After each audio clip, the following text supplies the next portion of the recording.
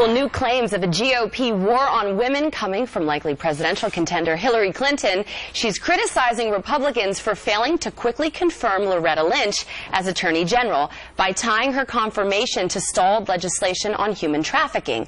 Clinton tweeting, "Congressional trifecta against women today. Number one, blocking great nominee. First African-American woman AG for longer than any AG in 30 years. Number two, playing politics with trafficking victims. And three, threatening women's health and rights."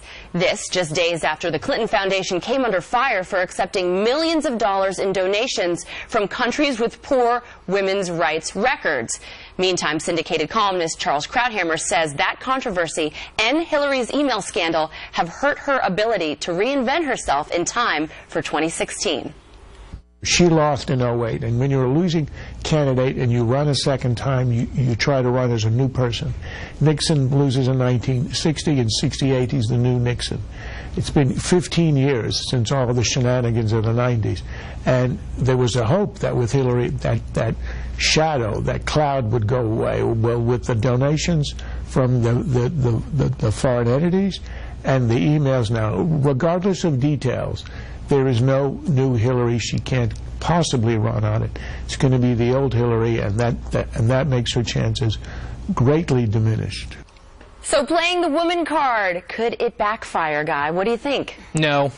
I think that 53% of the electorate are women. Her entire campaign is going to be, I'm a woman. She can't run on her record. She can't run on her past. She can't run on her accomplishments. She's going to run on her gender. And the tweet that we just saw from her, I think, is a perfect example of that. And just one thing about the tweet that drives me crazy. Yeah. She's saying this is a Republican trifecta against women, and she mentions this human trafficking bill, which is being filibustered by the Democrats. It's a Republican-sponsored bill that the Democrats are blocking because they want to fund abortion with taxpayer dollars.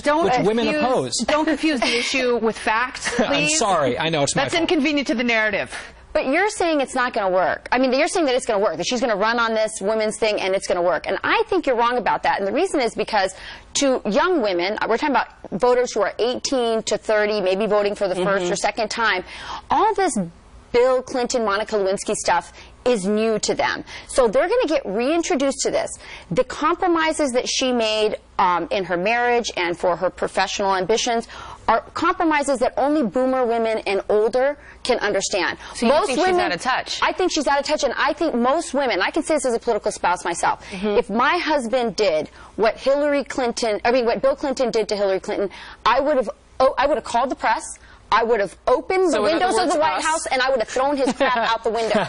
That's what most women that are 50 and younger would have done. It's unrelatable. And we would love you, and we would help you. Thank you. Pack his stuff. Krauthammer mentioned old Hillary. Yeah. And so I was thinking this morning, let's see, old Hillary, Obama says she doesn't have a new car smell. Let's open the memory vault, shall we? And remember the first time that Hillary Clinton decided to play the woman card. Remember this? I suppose I could have stayed home and baked cookies and had teas, but what I decided to do was to fulfill my profession, which I entered before my husband was in public life. This is why I think maybe Kennedy Guy could be wrong, because she's played the card before, and when she tried to do it that time, it blew up in her face. And every time she tries to do it, it's very clumsy with the yoga routines and Chelsea's wedding planning.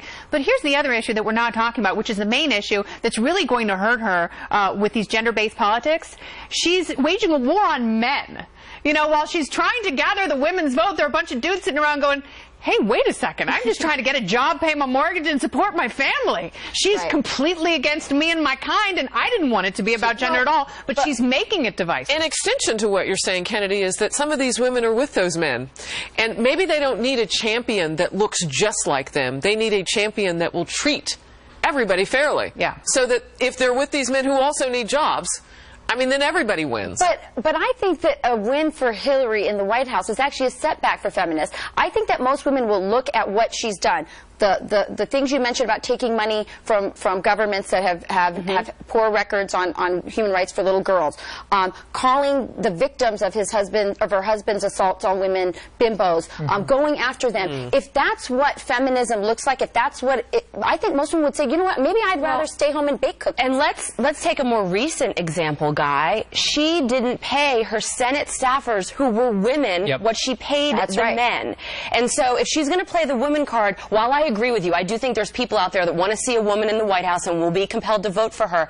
I still think that she's got a lot of work to do, one, for the reason Rachel brought up, because younger women and Hillary Clinton, I'm not sure she bridges that gap, but two, she's got a lot of women's issues of her own she needs to deal with. Look, I'm glad that you brought up the wage gap thing, because it's using their own definition against them. If you actually look at the nuances, it's not true, but it's the standard that they use, so it's totally fair game for her. I think the women's stuff and the arguments that she's going to make on that front will help her net-net. I think the problem, we played the clip earlier, she's just not a particularly likable person, and she's a much worse liar than her husband. So I think she's vulnerable, but I don't think it'll be because of the, girl power thing. Because she doesn't connect with women. Right. Yeah. All right, we will see. And hey, mom and dads, have you heard of this?